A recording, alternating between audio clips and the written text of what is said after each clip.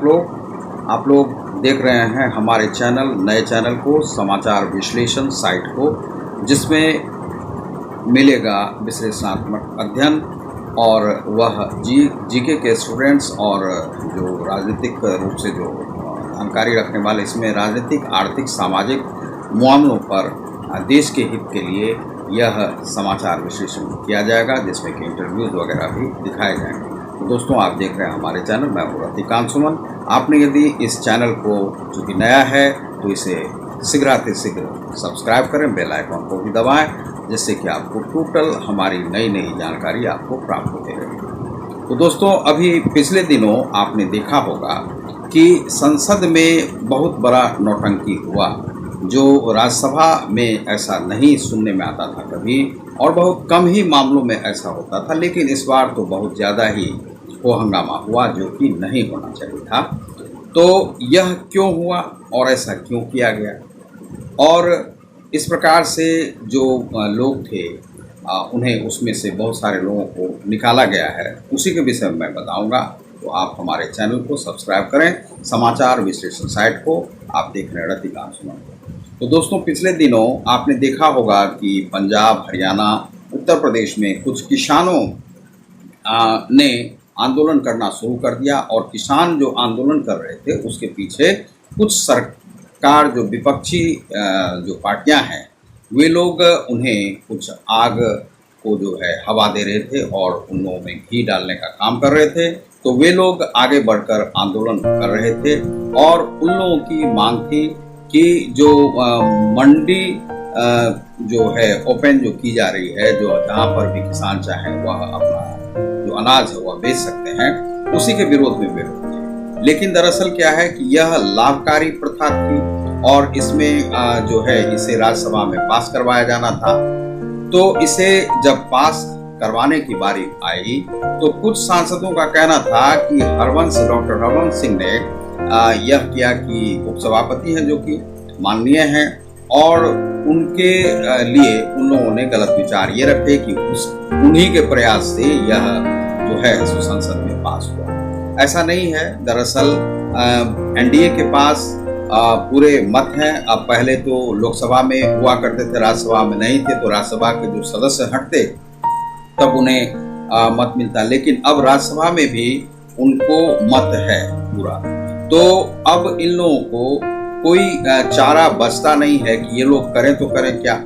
पहले तो ये लोग बंदी कर देते थे, लोगों को घुसने नहीं देते थे राज्यसभा में, लोकसभा में, तो इससे बहुत परेशानी आ रही थी। लेकिन अब वैसी स्थिति नहीं है। अब घुसने दें या नहीं दें तो उससे कुछ हो नहीं सकता है। जो बिल पास करवाना है पास होगा, जो कि इन लोगों के पास, विपक्षी दलों के पास अब मत नहीं है।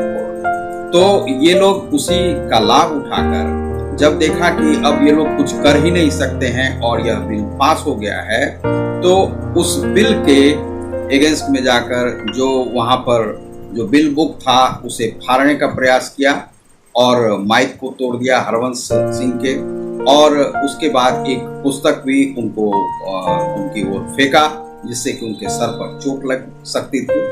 तो यह स्थिति अच्छी नहीं है, कहीं से भी राज्यसभा के लिए नहीं कहा जा सकता है। और इसमें कुछ लोगों को निष्कासित किया गया है, जिनके नाम आपको मैं बताता हूं कि वे लोग हैं, निलंबित किए गए हैं। तृणमूल के डेरेक ओब्रायन हैं, तृणमूल कांग्रेस, यह ममता बनर्जी की पार्टी है। सीपीआईएम के रागेश, कांग्रेस के रिपुन बोरा व राजीव सातव, और कांग्रेस के नासिर हुसैन, सीपीआई के एला माराम, आप के संजय सिंह और तृणमूल के डोला सिंह। इन 8 विपक्षी सांसदों को वहां से 1 सप्ताह के लिए निष्कासित कर दिया गया है। तो इन लोगों को निष्कासित दरअसल 1 सप्ताह के लिए, चूंकि शुरुआती है इसीलिए किया गया है, और बार बार इसी प्रकार से करते रहेंगे तो हो सकता है कि 6 माह के लिए भी उन्हें बाहर कर दिया, क्योंकि इन लोगों की जो गलती थी वह बहुत छोटी नहीं थी। राज्यसभा में आप एक सम्मानित उम्मीदवार होते हैं। राज्यसभा में ऐसे ही लोग जाते हैं जिन्हें विचारवान होते हैं, ज्ञानवान होते हैं, वे विविध क्षेत्रों से जो मुख्य लोग होते हैं उन्हें ही इसमें भेजा जाता है और सभी पार्टियों को यह ताकीद दी गई है कि ऐसे ही लोगों को, प्रमुख लोगों को भेजें। तो यही प्रमुख लोग थे। अब मान लीजिए कि लालू यादव ने अपनी पार्टी से मनोज झा को भेजा है। अब भाजपा से राकेश सिन्हा जी, डॉक्टर राकेश सिन्हा जी हैं। अब इसी प्रकार से संजय सिंह को आपसे भेजा गया है। लेकिन ये लोग जब वहां पर जाकर राज्यसभा में जब यह पास करवाने की स्थिति थी, इन लोगों को पता था कि वहां पर सरकार के पास बहुमत है, तो उसे बिल को पास करवाने में किसी भी प्रकार की परेशानी नहीं आई।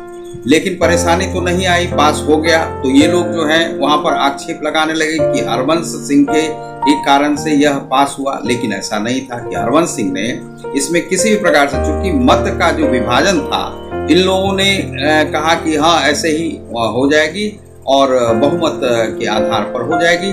तो बहुमत को देखा गया, जो आवाज जो आई, जो ध्वनि मत से जो पारित हुआ, तो ध्वनि मत में यह होता है कि जिसकी जितनी तेज आवाज होती है उसी से वो पास होती है, और जो बिल के अगेंस्ट में आया हुआ कम ही आया। तो इन लोगों ने क्या किया कि हरवंश सिंह के लिए अविश्वास प्रस्ताव लाया। जो भी अविश्वास प्रस्ताव है वह भी गिर गया। अब इन लोगों ने बिल बुक को फाड़ दिया। बिल बुक को फाड़ना, बिल में जाना और उन्हें उनके टेबल पर जाकर इस प्रकार की हरकतें करना, यह क्या शोभा देता है भारतीय समाज के लिए? भारतीय सभ्य समाज है। आप लोग सांसद से आते हैं, संसद में आते हैं, तो संसद में आप कहेंगे कि कोई पत्रकार या कोई स्वतंत्र लेखक या कोई, यह बोलने वाला कौन होता है? दरअसल बोलने वाला कोई नहीं होता है। दरअसल हम लोग भी एक नागरिक हैं, आप भी एक नागरिक हैं। आप, यह नहीं है कि सांसद हो गए तो आप बहुत बड़े हो गए। सांसद आपको बनाने वाला कौन? सांसद बनाने वाला इस देश के ही नागरिक है, और देश के ही नागरिक आपको यह अधिकार देते हैं कि आप सदन में जाएं और अच्छी तरह से कार्य करें। आपको यदि आपसे भेजा गया है, जो संजय सिंह की हरकत है वह बिल्कुल ही शोभनीय नहीं। संजय सिंह ने, वह स्टूडेंट यूनियन के जैसे लीडर होते हैं जो ताली पीटने लगे, तो यहाँ पर आप मजाक हरवंश सिंह का नहीं उड़ा सकते। तो आप लोगों को जब इससे निष्कासित कर दिया गया तो क्यों परेशानी आ रही है? तो सभी विपक्षी दल एक हो रहे हैं। विपक्षी दल चाह रहे हैं कि अब ये लोग बहिष्कार करेंगे, लेकिन बहिष्कार से होने कुछ नहीं जाता है। अब 2 से 3 बिल परसों रात में ही यह पास हो गई है। चूंकि एनडीए गवर्नमेंट के पास बहुमत है, वह पास किया जा सकता है। तो बहुमत जिसके पास रहेगा उसी के पास बिल का अधिकार है, वे पास कर सकते हैं। यदि आपके पास बहुमत नहीं है तो आपको इसी प्रकार से बाहर है। यदि आप विरोध करेंगे तो आपको बाहर रहना पड़ेगा। यदि आप लोकसभा में भी बाहर रहना चाहते हैं तो बाहर रह सकते हैं, आपके लिए किसी भी प्रकार की परेशानी नहीं। और यदि आप राज्यसभा से भी बाहर जाना चाहते हैं तो बाहर जा सकते हैं। दरअसल सरकार को इसमें, राज्यसभा में पहले तो एक बार यह हुआ था कि राज्यसभा को खत्म ही कर दिया जाए, लेकिन राज्यसभा को यदि रखना है, चूंकि इसलिए रखना है क्योंकि द्विसदनीय यहाँ पर व्यवस्था है। द्विसदनीय व्यवस्था में इस प्रकार से राज्यसभा में जैसे 300 से ज्यादा, मतलब इसमें राज्यसभा के सदस्य आते हैं, तो उन लोगों को रखना आवश्यक है। हो सके तो इसमें कुछ सीट को और बढ़ा दिया जाए, लेकिन ऐसे लोगों को कम से कम आप रखें जो कि काफी बुजुर्ग हैं, जिनका बुद्धि अभी काम कर रहा है। वे 70 साल से ऊपर जो लोग राजनीति में प्रमुखता से भागीदारी नहीं कर सकते हैं, तो वे लोग जो राजनीति के विशाखा पुरुष हैं, जो कि बहुत बड़े बड़े महापुरुष हैं, उन लोगों को आप इसमें रखें। जैसे मान लीजिए कि कुछ जैसे भाजपा से बड़े बड़े लोग हैं, कांग्रेस से लोग हैं, तो कांग्रेस भी ऐसे ही लोगों को भेजे जो कि वहां पर विचारवान है। तो कम से कम 100-150 लोग तो ऐसे ही होने चाहिए। उसके बाद कला क्षेत्र से हों, और उसके बाद कुछ ऐसे लोग हों जो महान अपने अपने क्षेत्र से कार्य करने वाले हों। उन लोगों को यहाँ पर यह दिया जा सकता है। समाज के लिए, देश के हित में जो कार्य करते हैं, उन लोगों को जिनके पास की बेरोजगारी का जीवन पूरा जीते रहे, उनके पास किसी प्रकार का रोजगार नहीं रहा, लेकिन अपने कार्य में, अपने क्षेत्र में अच्छी तरह से कार्य करते रहे, तो उन लोगों को ऐसा अवसर दिया जाए। और इसमें भी जो 35 वर्ष से ऊपर के लोगों को भेजा जाता है, 35 वर्ष के ऊपर के लोगों को नहीं भेजें, जो कि 50-55 से ज़्यादा ऊपर के लोग हों, और 80-90 तक आप इसमें रख सकते हैं। जो बुजुर्ग लोग सोचते हैं कि उन्हें राजनीति में रहना चाहिए, और वे महान लोग हैं जिन्हें की सुरक्षा आदि की भी जरूरत रहती है, और देश उनके अनुभव से कुछ सीख सकता है, ऐसे 100 लोगों को, 150 लोगों को चाहे भाजपा हो या कांग्रेस हो या जो बड़ी बड़ी जो पार्टियां हैं उससे आप रख सकते हैं। तो इसमें थोड़ी सी तब्दीली आप जरूर कर दें। और इसमें एक इस प्रकार से किया जा सकता है कि जैसे मान लीजिए कि यदि राज्यसभा में जो लोग आ रहे हैं तो इसमें बहुत बड़ा इलेक्शन वगैरह करने की आवश्यकता नहीं है। आपके पास जितने विधायक हैं, जितने सांसद हैं, उसी हिसाब से आपका सीट का वितरण हो जाए। चाहे कांग्रेस के पास मान लीजिए कि यदि 100 यदि सांसद हैं या 1000 यदि विधायक है, उसके हिसाब से यदि 100 राज्यसभा का या 50 राज्यसभा का सीट मिल सकता है तो दे दिया जाए। सीपीआई के पास यदि जिस प्रकार से नंबर का है विधायक और सांसदों का, उस प्रकार से उनको उतना सीट दे दिया जाए।